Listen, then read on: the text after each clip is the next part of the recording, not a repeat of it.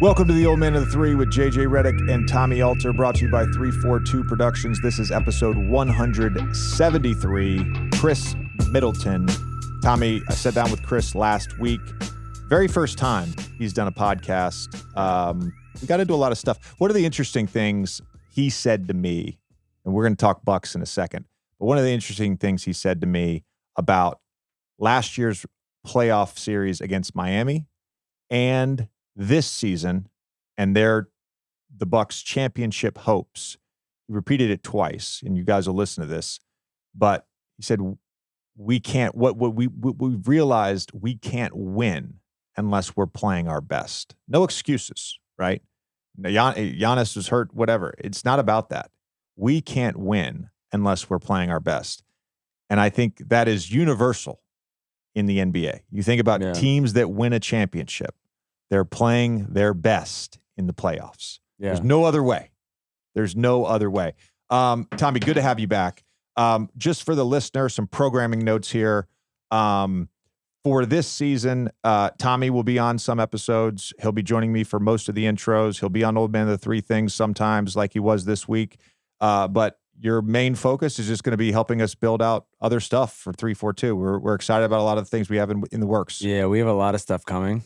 And I think that as we grow as a show, but then also as we grow as a company, it's going to be interesting to try some. Like I think that the next couple months are going to be pretty busy for us. I think as we're having these discussions, it's a little stressful to think about, and it's a little stressful to kind of like talk to publicly about right now. But this is kind of the nature of it's the nature of the beast when we're on to year 3 of this thing. I will say about Middleton. This has been one that we've been chasing for a while. Has not done anything. A couple of years. Yeah, has not done anything. And would you say that? Would you describe him as like a hooper's hooper? Yeah. Like I think he's like a guy. I asked him about this. Actually. Yeah, he's like a guy that every player knows how good he is, but I'm not sure that. Forget like casual fans. I'm not even sure that like NBA fans necessarily like appreciate this dude as much as they should. I agree with that. And observation of Khris from afar, I played against him. Doesn't talk a lot on the court.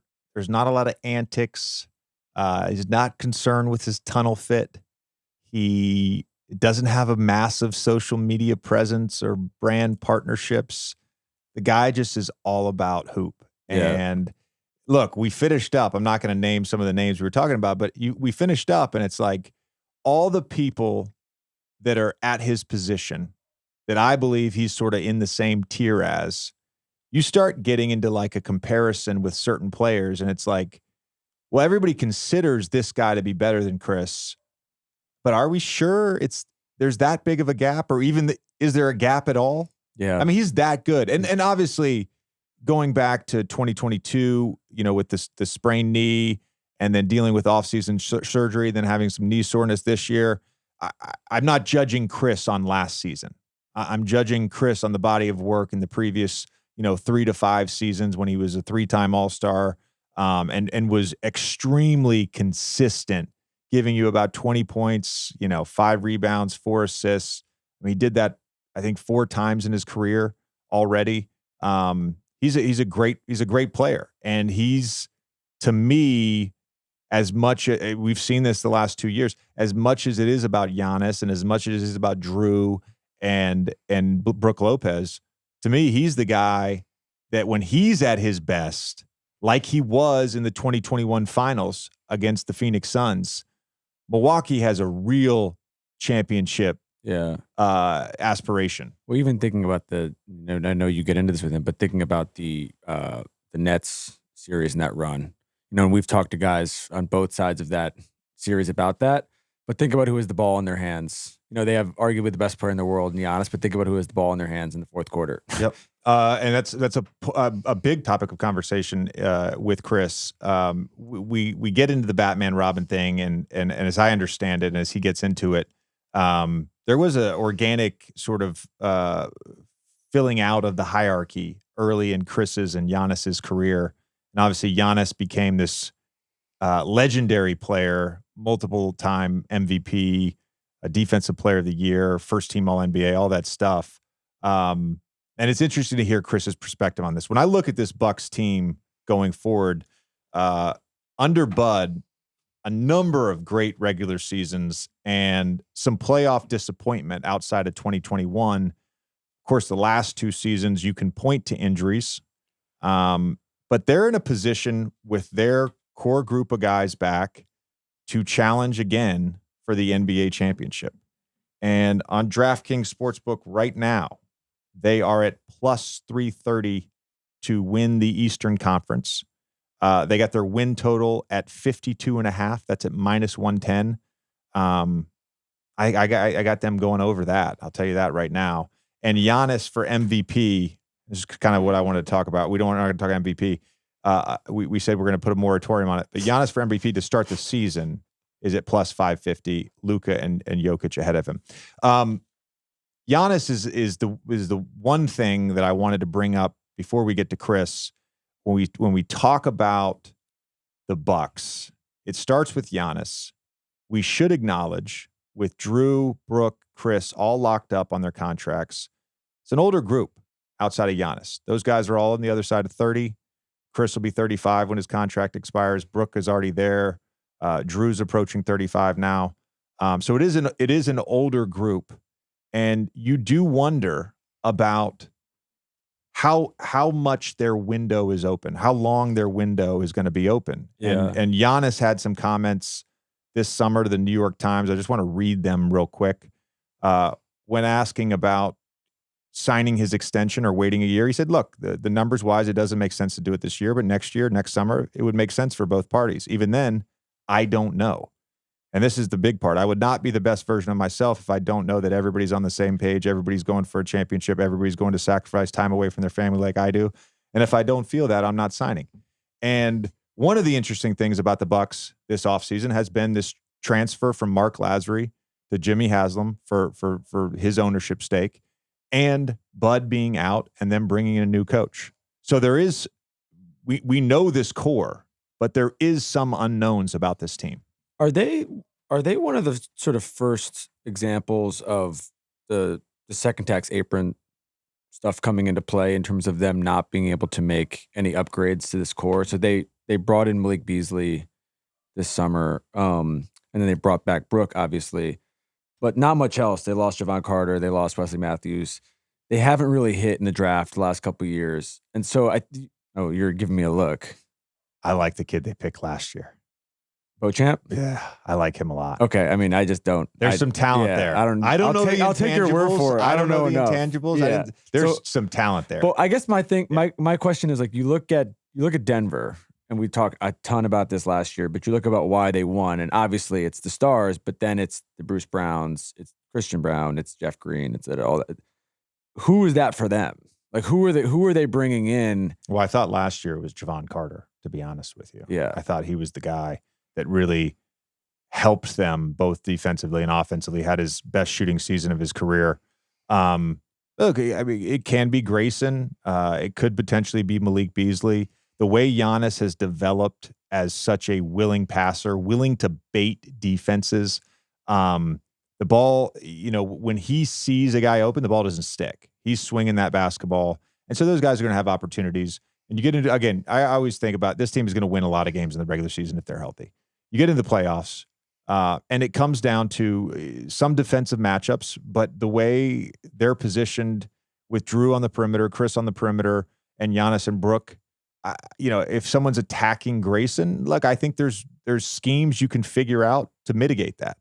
I think offensively, those guys could be the Alfreds, right? Where they swing a game in a 2-2 series because one of them hits 5 threes.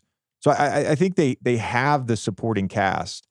To your question about the tax apron, I think it was a no-brainer to bring Brooke and Khris back because you still have 2 years until the second apron really comes into effect. And so to me, based on Giannis' comments, based on that, what we're talking about with the second apron, look, they probably have a 2-year window here, given the age of Brooke, Drew, and Khris. Like, yeah, it's a 2 year where you're like, you have 2 more years to try to win this thing. And anytime you have Giannis, we mentioned the other guys, Jokic, Luka, like, you got a chance in the NBA because those guys are so So good. So good. The stat I saw before we get to Khris, that when Lopez, Middleton, Drew, and Giannis were on the court last year, they were plus 11.3 per 100. Like it's very clear, and we talked about it a ton during the season last year.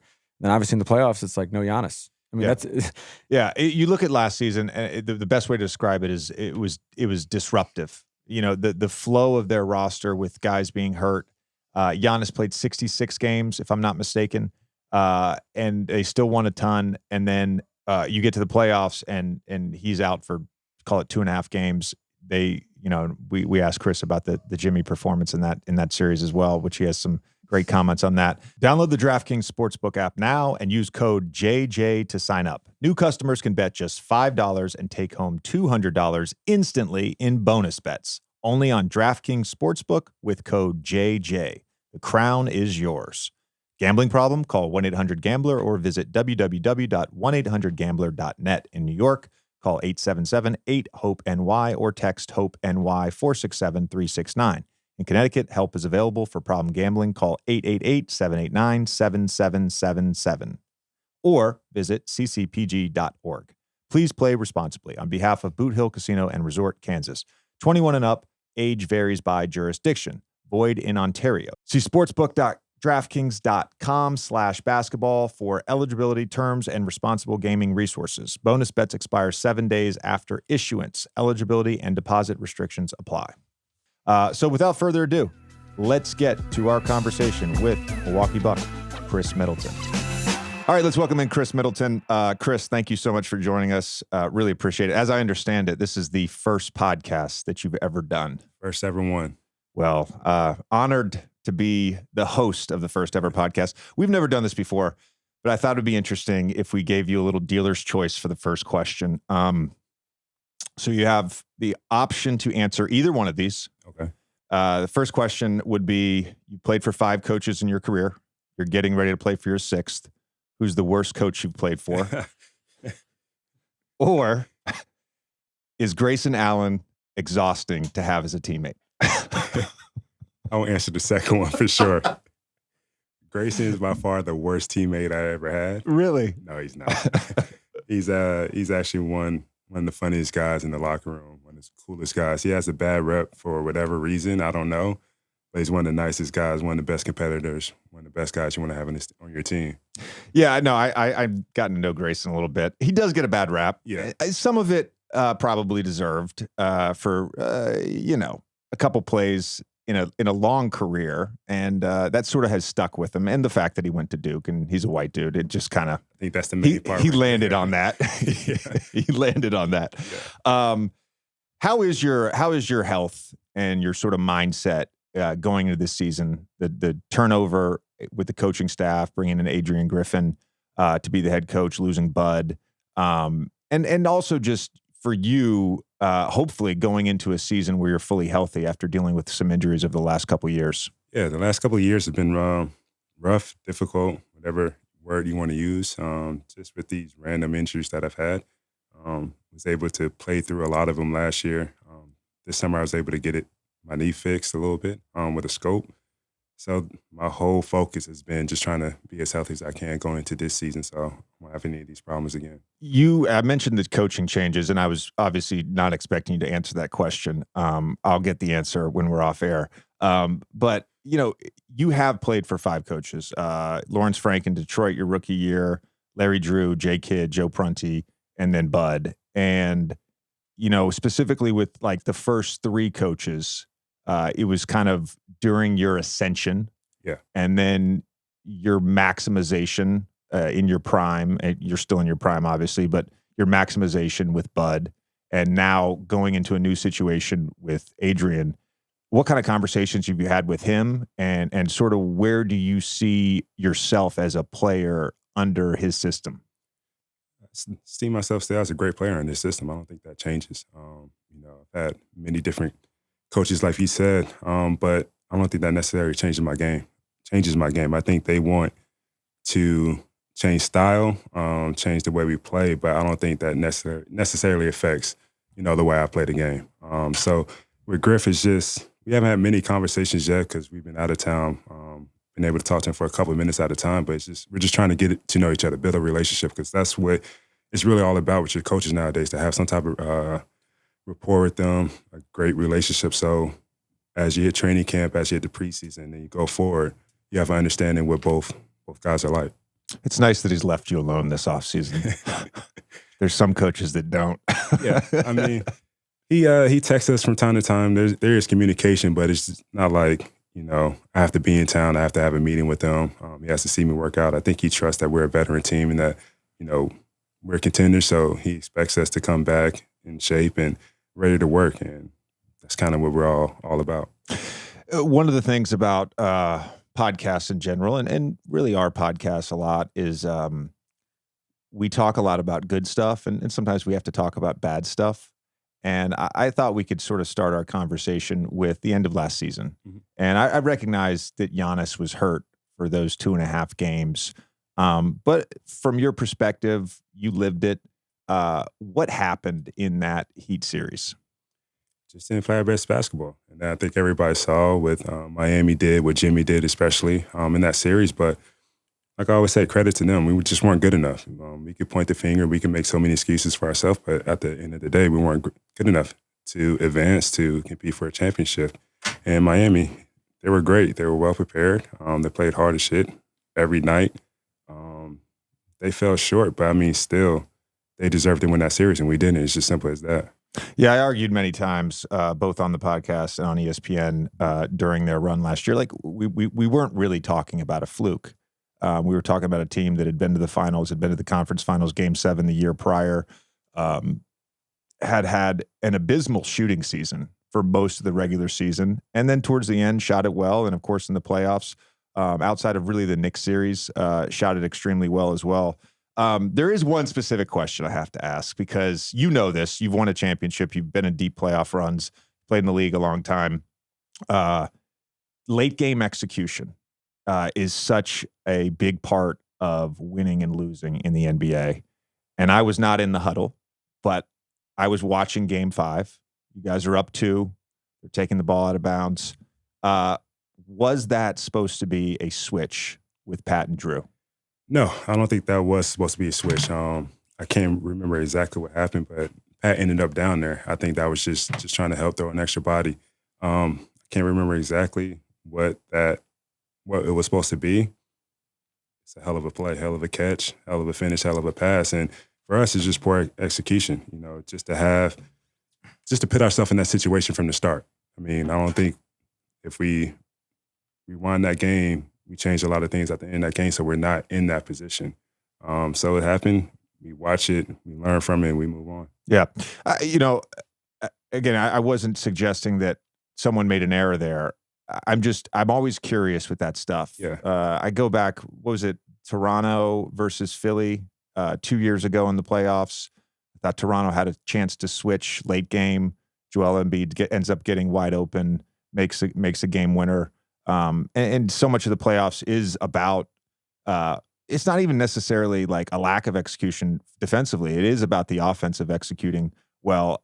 The other part about that series that was really interesting was Giannis's comments afterwards. And he talked about failure and what is failure.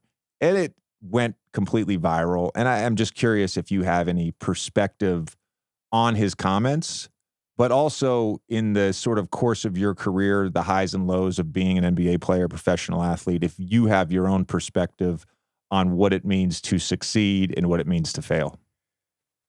Oh, yeah. I don't remember exactly what Giannis said, but I kind of remember the gist of it. I agree with him. That's his perspective. That's how he thinks of it. As far as my career, I think I look as fair as when you just don't try. I think you can't only look at success as if you win. I mean, that's everybody. So everybody expects to win or wants to win, but everybody's not going to win, especially every year, every game, every night, whatever.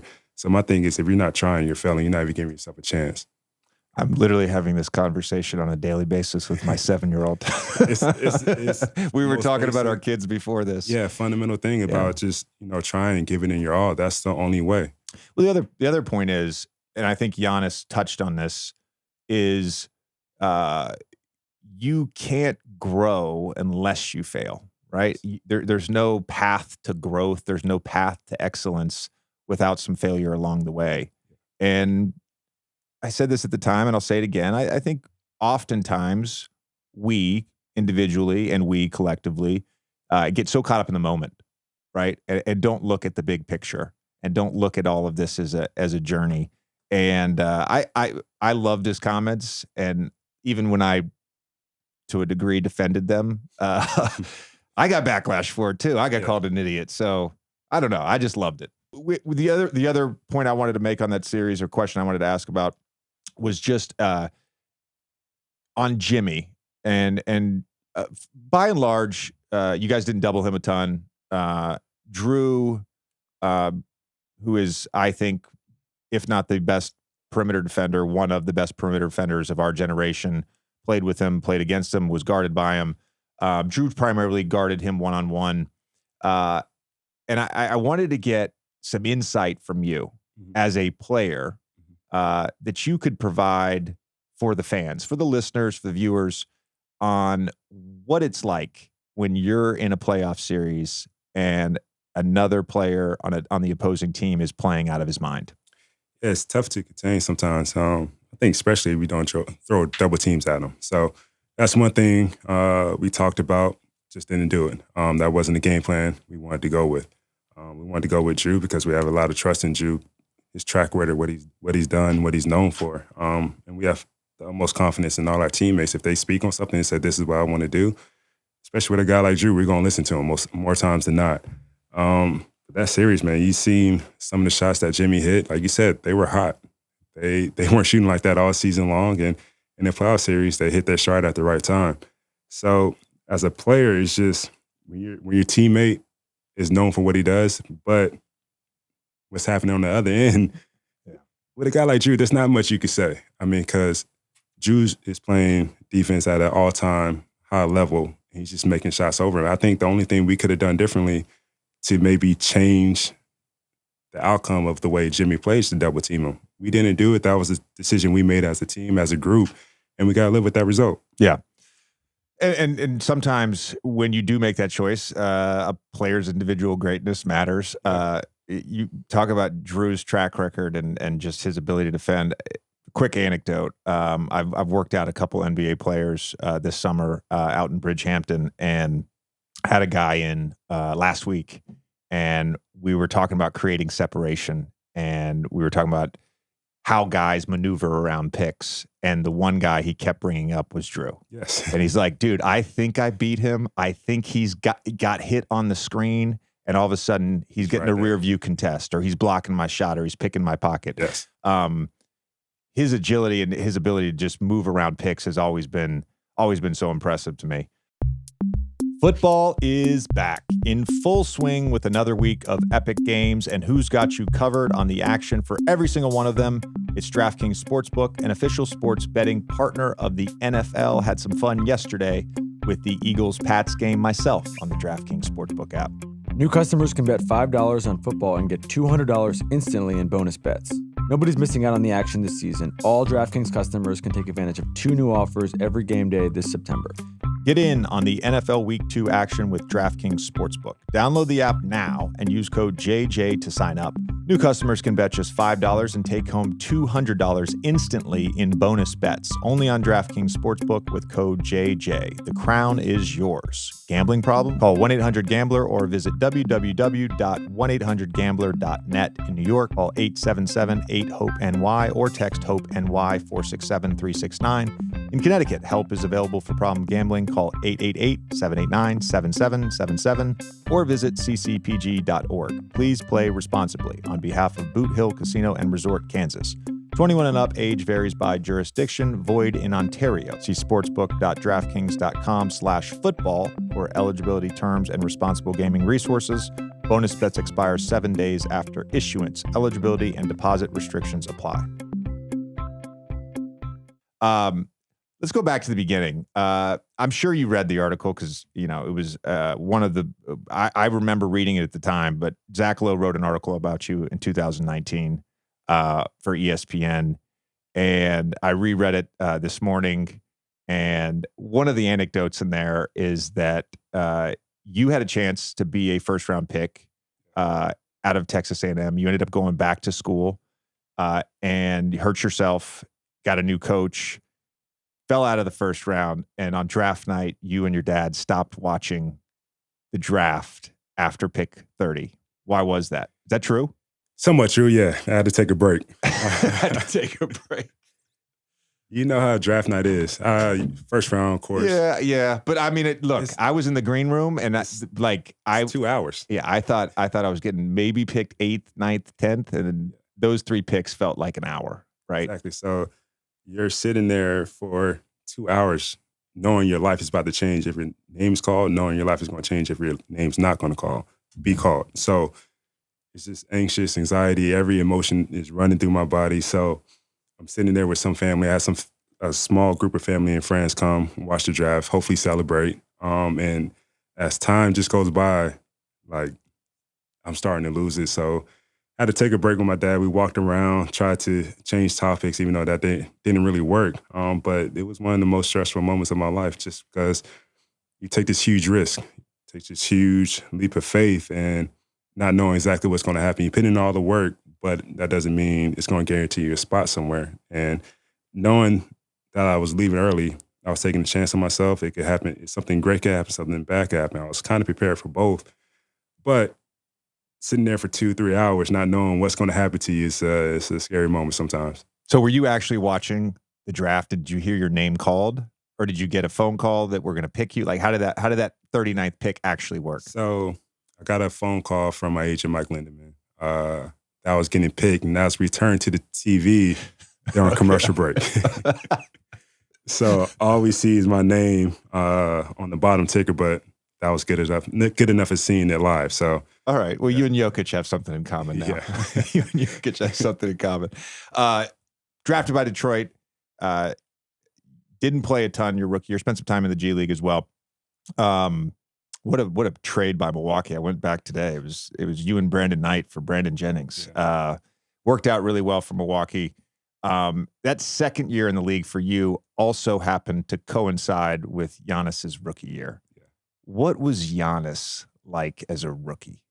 Just this scrawny athlete, really young. You could tell he didn't really know what was going on just because he was over here by himself, 17, 18 years old, no family. His brothers weren't here yet. So he was trying to figure out exactly where he was in the world and trying to figure out what he was going to be as a basketball player. So getting to see him work every day, you start seeing things click, and you just start to realize how talented, how skillful he is, and how much of that great athlete he is, and how smart he is also. So seeing that on a daily basis, I mean, it was incredible to see, especially when you fast forward or look back from 2013 until now, you realize what he was working on. It makes all the sense in the world now. People have described his work ethic as being maniacal. Give me an example of that. Like, what do you see on a daily basis from Giannis, especially now, 9-10 years in? Yeah, so he's a guy, we work out pretty much at the same time. We start at the same time on different ends sometimes. Sometimes we work out together, shoot together, but I can only last maybe an hour, hour and a half. He will keep going 2 hours, and this is every day. Some guys, especially as you get older, you can't be on your feet. You can't work out for 3 hours every day. I know Your body starts breaking down. You're worthless at some point, but he's a guy that he doesn't feel pain. He doesn't get tired, that type of thing. And he trains his mind. You ask him, you have a fall, and you think he's hurt, and he'll be limping. You ask him how he's doing. I'm good. Nothing hurts. I'm fine. When you talk about his growth, I think it's really easy for the fan. It was easy for me as a peer competitor to see the growth on the court. What has changed about Giannis, not the player, but what has changed about Giannis from then to now, from his rookie year to as now? A player? No, just as a guy, as a team. Yeah. I'm just, because the reason I asked that is because it's partially because of those comments that he made. I thought it was so profound. And then the other reason, similar to you never doing a podcast and dodging me for the last 2 years, is that what? Nothing. So, Giannis, especially early on in his career, he would make a funny quip. every now and then. The smoothie thing was hilarious, right? You know, that's like, but it seems like now there's like a maturity, there's a perspective, like almost like a complete transformation of who he was coming to the United States in 2013 versus who he is now. Yeah, I think, he still has, those funny moments, those silly moments. That part never changes about him. But I think the main thing he realizes is his platform. He realizes that when he speaks, a lot of people listen. So he wants to deliver messages, whether positive about going through life or going through anything on the court, whatever. He realizes his platform. He just wants to, help people, whatever they're going through, inspire people any way he can. The other interesting thing, well, there's a few interesting things in that Zach article that I wanted to ask you about. But the other thing was it referenced the early part of your guys' partnership and the inherent struggle and hierarchy that I think exists for all young players coming into the NBA. I witnessed it. I didn't live it because I was never that important in the hierarchy, but I witnessed it on a bunch of different teams I was on. And we use the Batman and Robin discourse all the time. In sports, we use it a ton in the NBA. There have been times in your partnership with Giannis where there have been questions about who the Batman is and who the Robin is. As you guys have ascended, both as a team, partnership, individually, how has that hierarchy sort of worked? And has there ever really been a struggle about who is one, who is two? No, there's never been a struggle about who is one and who is two between us. I mean, our first early days, we were fighting against each other every day in practice because we were just fighting for minutes, So our practices used to be intense. Clawing, scratching, fouling, grabbing, all that. You've been in some of those practices, intense. But we knew one day was going to make us better. I thought I was pretty good. He thought he was pretty good, even though we probably weren't shit back then. But that's the way we trained our minds and trained ourselves. So as we got older, there was a respect that was formed and bonded between those intense practices. And then as time goes on, we're realizing like, okay, none of this matters once we get into a game. All right, we had our battles in practice. Now our job is to go out and win. So we go out and win. Whoever's 1, 2, 3, 4, 5, that doesn't matter. As long as we win, everything's taking care of itself. Everybody gets paid. Everybody's happy. Everybody gets to go where they want to go. That's just the way we learned.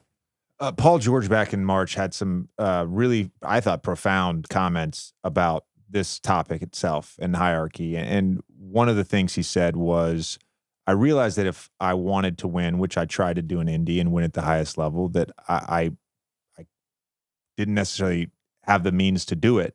I needed a partner, and I was comfortable not taking a backseat, but you know what I mean, like not being the guy, not being the star. And I'm wondering if you've always been comfortable with that. Yeah, I mean, everybody wants to be the guy, but sometimes it's okay not being the guy. I have no problem not being the guy. Like, I know some nights is going to be my night. Yeah. He has no problem with that. I know a lot of nights are going to be his night. As long as we win, I'm happy. I'm good. My check's going clear. I get to choose where I want to play, hopefully stay in Milwaukee like I did. All that stuff is going to take care of itself. But that kind of like what Paul said, like, if you realize you want to win, you have to sacrifice something. So I think we've all had this mindset that at some point we got to sacrifice something within our game, within ourselves, to be on a winning team. And luckily, that happened organically with us. And this is why I think the Batman-Robin thing is so dumb. Jason, by the way, I don't think the Alfred thing is dumb. I think the Alfred thing is profound. The role player. Batman and Robin, though, you're talking about two elite talents, right? And within a team sport, there are so many variables. There are so many factors in a game, in a series. I go back to 2021, right? Brooklyn's up 3-2 on you guys. You have 38 points in Milwaukee to force a Game 7. Go to Game 7. I rewatched the entire fourth quarter. You guys were running offense. Giannis is the screener or handoff guy, but you guys are running offense through you. You're running offense through Drew. You hit the go-ahead basket in overtime. I was at that game sitting courtside. It was one of the best games I've ever watched. Minus overtime because it was 6-2 in overtime. It was a little disappointing. I know. You guys played so fucking hard that game, and it was a game 7. Yes. It was ridiculous. But my point is to win at the highest level in a team sport, it is about some interchangeability and timing of who's the Batman, who's the Robin. The hierarchy, I think, is not always set in stone. You can point to teams where sometimes it is completely set in stone, and other times it's not. And I totally agree. I think to win, you have to be willing to sacrifice. Yeah. I mean, like, just to be clear, like, everybody, one of the best players in the world. Like, yeah, nobody's trying to say, I'm saying Giannis is Batman, okay? I'm going to be honest with you. I think Giannis is Batman. Think you have any argument Please with don't take offense to me. Not at all. That's what we want him to be that. We need him to be that for us to be successful. And then we all feed off that and figure out where we could pick up the slack in certain ways. But for sure, we know he's the guy. We need him to be playing great every night for us to really win. That game 7, was that the best game you've ever been a part of? Yes, and also one of the most stressful games I've been a part of. Describe the stress. Like, what do you mean by stressful? I can intuitively understand, but what does that actually mean? How does that manifest itself? I would say when you look back through that series, skip 1 through 4. You get to game 5, we're up. KD goes nuts, wins the game for them. We win that game, we got a better chance to go back home and finish the series with not a lot of pressure. Now we have to win 2 games in a row, knowing that this guy can go off and do what he does again, and what type of answer we're going to have for him. So luckily we win game 6. Game 7, I think the pressure for us was there just because it's like, okay, if we don't win this series, we don't advance to the conference finals, what happens to us as a team? So I think that was on a lot of our minds going in, which is, it sucks to say, but I think it's the business of it. It's normal. Like, nobody wants to have a team that is always there, but not crossing that line, not even getting close. So I think we were in that position until we won game 7 and then got past Atlanta and then went to the finals. So, yeah. It's interesting, I think, that you sort of touch on that. The stress of being in a series and knowing there are consequences. Look, are you going to lose your job? Are you going to not be paid? No. You're going to be fine. You're going to be fine. All of that. But the consequences of being a championship contender, a really good team, and not being able to get over the hump, coach gets fired. They don't bring someone back in free agency. They trade a guy for someone else. We've reached our peak. We're going to go young. We're going to build through the draft and break this whole thing down. I mean, I'm glad you said that, because that to me was always the stress, is like, we're not going to have this group together. Yeah. I think about that series, or not that series, but that championship run. And I always think in basketball, winning is so hard, and you can sit there and play, 4 rounds of 6 or 7 game series and play 24 to 28 games and come out a champion. And oftentimes you can point to like 3 plays of the thousands of plays that will happen in a championship run. And I'm curious to hear if there's anything I'm missing here from that championship run. But the 3 plays I always think about are the KD toe on the line at the end of regulation in game 7.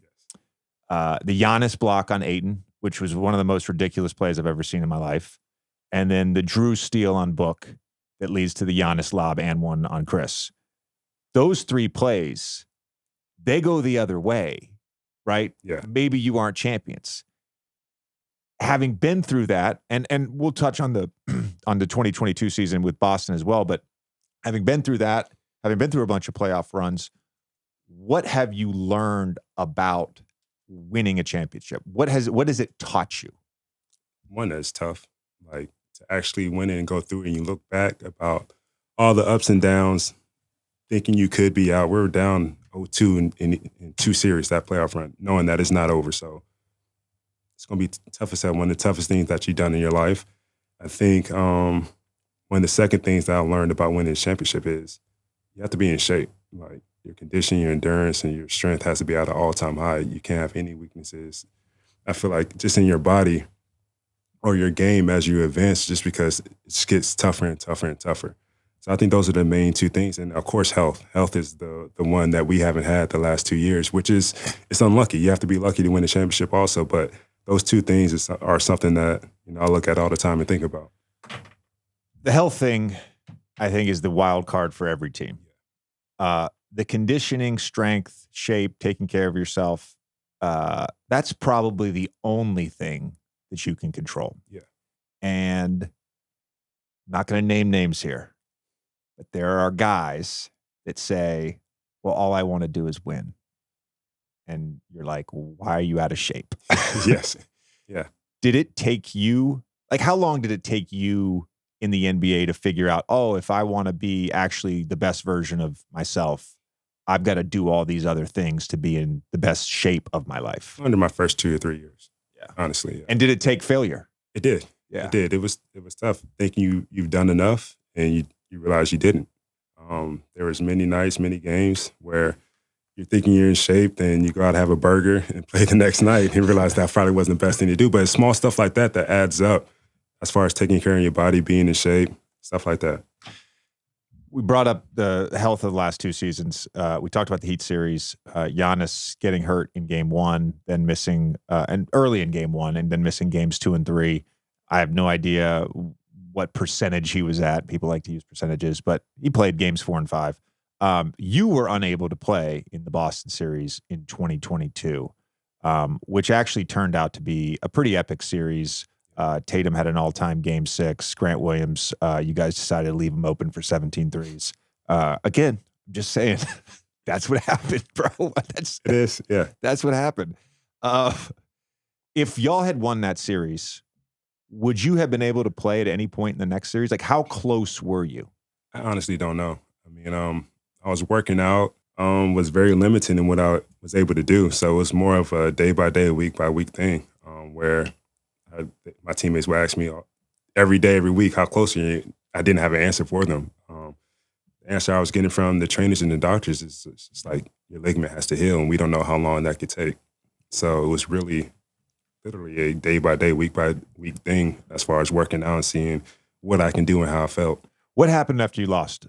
The reason I'm asking this, I'm just curious because I remember 2016 we played the Blazers in the first round. And in the second to last regular season game, it might have been the last regular season game. It was the last game that I played in the regular season. I had a routine lefty lay, and I had just switched shoes. I'm not going to name which brand. Just switched shoes. I know who you're with. Just switched shoes. And I did a normal land on my foot, and I bruised my heel. So I'm taking Toradol all series. I try to play through this, 6 games.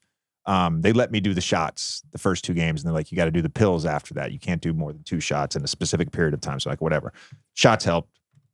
Pills did nothing. And we lose. Season ends. It was probably 4 to 6 weeks after the season that my heel felt normal.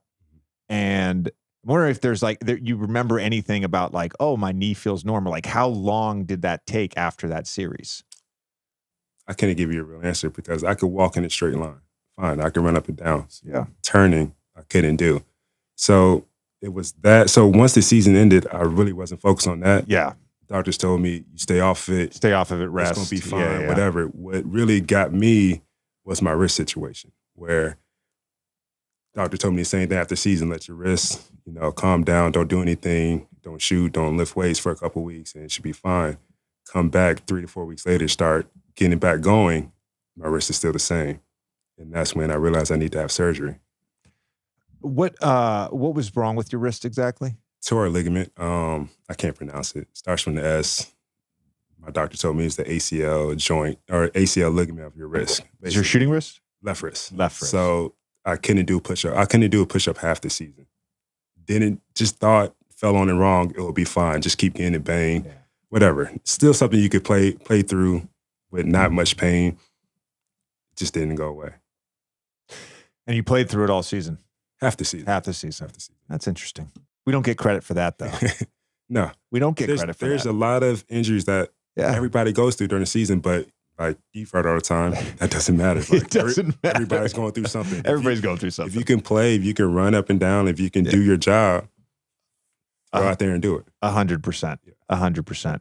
The year you guys won, you actually had an amazing finals, 24 points a game, 6 rebounds, 5 assists, as I mentioned. And I think I probably talked about this on the podcast at the time. Like a lot of the closing actions went through you and Giannis, right? It was that low side pick and roll on the left side or the DHO out of like the V2 action up top. And you had a great series. He ends up having, a 50 ball to close him out. The championship parade, PJ's drunk. The moments after, the days after, you remember what you were feeling? Do you remember what was going through your head? Does anything stand out? Does anything really stick about what that was like after the fact? I had a kid next day. Next day we won the championship. Next morning, I had a son. 2 days later, me and Drew on the plane to go to the Olympics. So it was a lot going through my mind. I was happy as hell we just won, but now focus reshifted to, all right, my son's here now.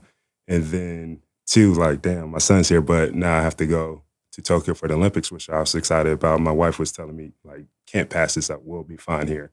So it was just a lot of emotions, a lot of things going through my mind, which really has been one of the best years of my life and one of the best weeks, months, however you want to say it, just because it was success after success after success, which has never really happened to me. Shout out to your wife, man. Yeah, no, she sounds amazing. Yes. God. She was the. I don't know if I'd get away with that. She was the one that's like, this doesn't come up often. Like, you have to do this. This is something that's going to be great for you, great for us. And we're going to be proud whether you go and whatever happens, but you need to go. I can't remember how Drew answered this question because we had him on a couple months after the Olympics. Was the plane ride awkward with Devin Booker? Nah, it wasn't. It wasn't awkward. We were all on different sections anyway. I mean, Drew's not the bragging type. I'm not the bragging type. And we need to have D-Book on our side. We got to go. So it's not like we're going to.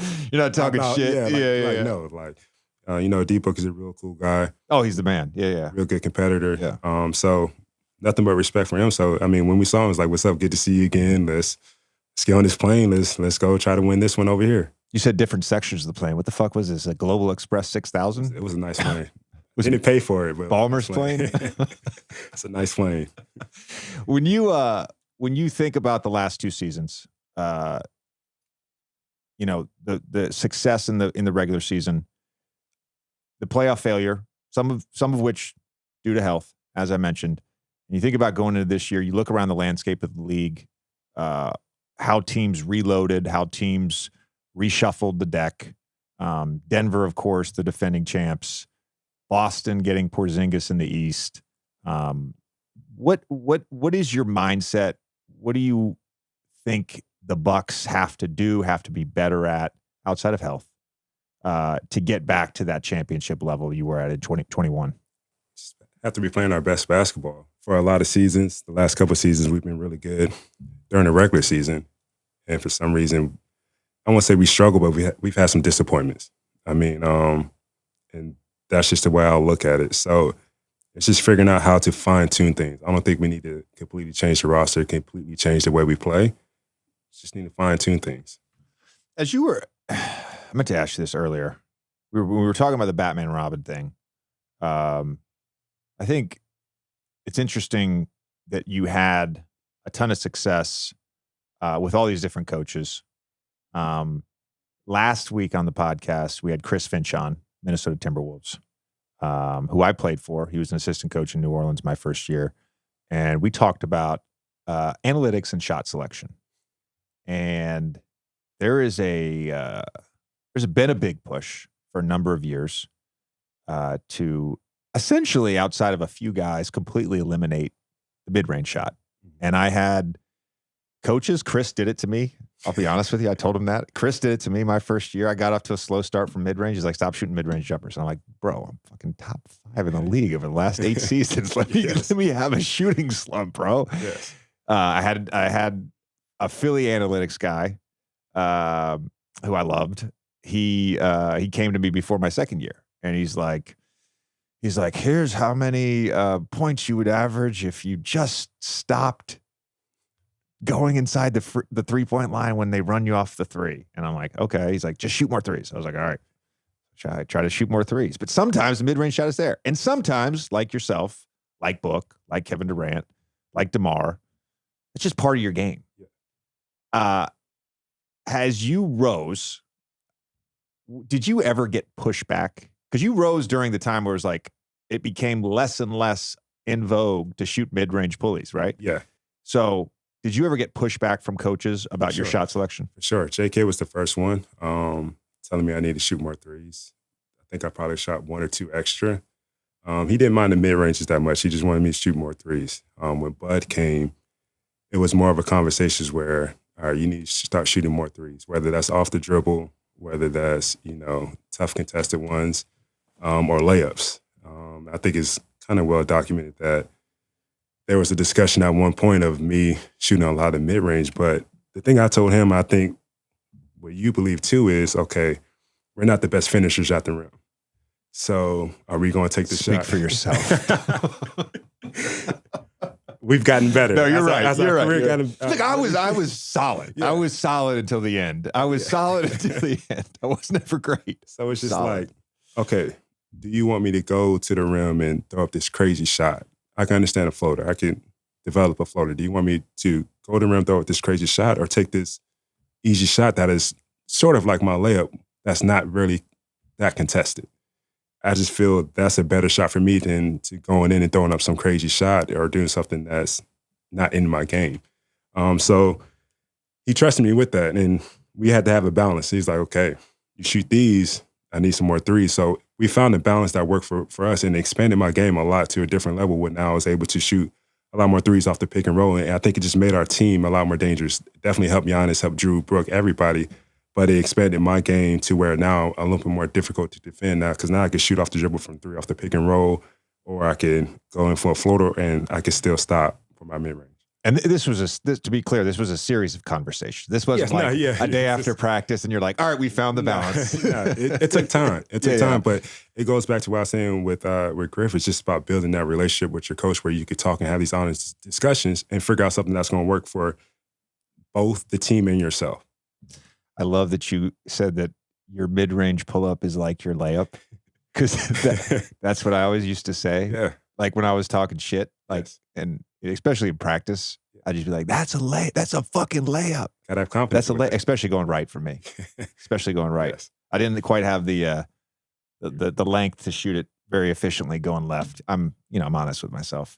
It's an interesting. I want to get back to 2019 as we sort of wrap this up. I talked about Giannis and his growth. Some of it just putting yourself out there. And I mentioned, we've had a hard time getting you on the podcast. Yes. We thought we were close a couple times. This is their first podcast appearance. Despite being a 3-time All-Star NBA champion on one of the best teams in the NBA, you seem very comfortable not being in the limelight. Why is that? I think that's just the way I was raised, from Charleston, South Carolina. I actually think you worked out at my high school one day. With AJ. I was with AJ. With Anthony Johnson. Anthony Johnson in Portugal. And I was pissed because the one day you went, I wasn't there. But yeah, from Charleston, South Carolina, and you've been there, it's like a real low-key, chill place. Good vibes on the water, beach, whatever. And that's just how I've been, kind of nonchalant, slow-paced, even kill, whatever you want to call it. And I'm just comfortable being there. I have no problem with it. I mean, like you said, there's been multiple things people wanted me to do, and I won't say I wasn't comfortable. I just didn't have really that much interest in doing it. You had doubts at 12. You started going to Atlanta because you thought you needed better competition. Started playing a high-level AAU basketball for an Atlanta team. You had doubts at 12 that you were good enough. You were, I want to be sensitive with my words here, I would describe it as under-recruited in high school. You end up at Texas A&M, fall to the second round.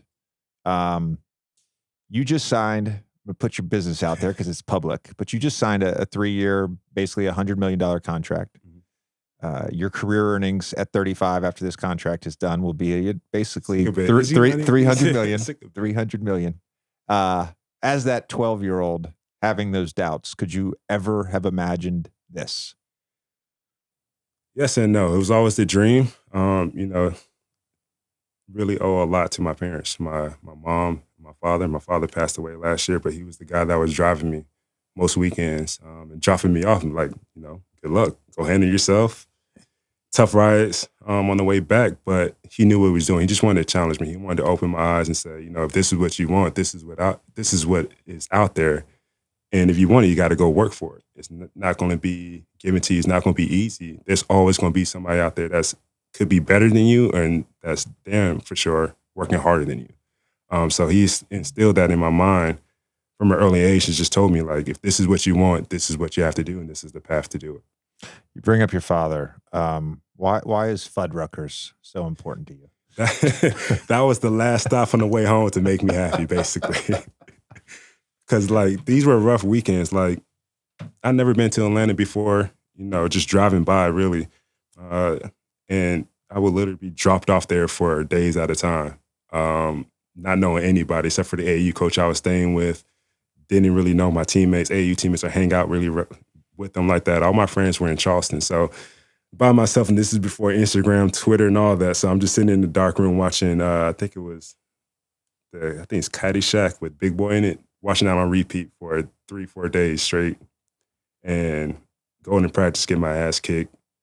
These guys are dunking on me. I could barely touch the net or the bottom of the backboard. So it was demoralizing. Sometimes you're like, damn, this isn't going to work. This isn't going to work. And talk to him, complain about it. But he saw a lot of potential in me, taught me a lot of things. So on the way back, Fuddruckers was like, all right, forget what just happened these last couple of days. This week's going to be great. Get your burger, get your milkshake or whatever. And be happy before you get back home. Otherwise, he was going to be in trouble with my mom. That's amazing. So, yeah. That's amazing. Yeah. I too love Fuddruckers. Yeah. I love Fuddruckers. Haven't had it in a long time. Khris, you bring up South Carolina. I understand you have some initiatives there, giving back in your community, in your hometown. What are you doing? Yeah, so I've done a scholarship fund for my high school, which is I went to a private school where I was fortunate enough to go. I had some financial help, and my parents did a lot of the legwork to get me there and to keep me there. But I realized how that changed my life. Going from public school to a private school, which is 30 minutes away from where I lived, into a whole different environment, whole different setting. And it put me around people that were different than the kids I was hanging out around. We had different goals, different whatever. So I just wanted to give that same type of chance to somebody else in the same situation I was in that has tons of potential, but may not have the resources to do it. So that's one thing I've been doing for the last couple of years. We actually just had our first Middleton Scholar Fund go to college. He's at USC Upstate this year, so that was a huge thing for me, and my family, which was cool to see. He's going to play basketball there, and now I'm working on doing 2 basketball courts. One at a middle school that I went to, public school, that I went up to, courtyard where I spent a lot of my time there, and a park where I used to play baseball at. I was a baseball kid growing up, was really into basketball for the most part, but I'll be playing, practicing, whatever, and there would be a group of guys always playing on this court, and I've always wanted to just drop the bat and go hoop with them, and I never was able to. And I found out recently they tore that court down, so I wanted to put it back up. That's amazing. Yeah. That's amazing. So, well, dude, you're an awesome dude. Of all the stuff, this is for me. I'm curious because you've accomplished a lot in your life already at 32. What are you most proud of? What am I most proud of? I would say my life, my family. Just that, we have the freedom, financial freedom for sure, to do anything and everything that we want. But no, I'm really proud that, everybody that's around me has been with me from the start since I was a little kid. And I'm really important on keeping my circle tight and, keeping the people that I've been around me through my career, after my career. All right, Khris Middleton, 1 for 1 on a podcast. Successful. We're done. Thank you, sir. That was fun. Appreciate it, man. Yeah.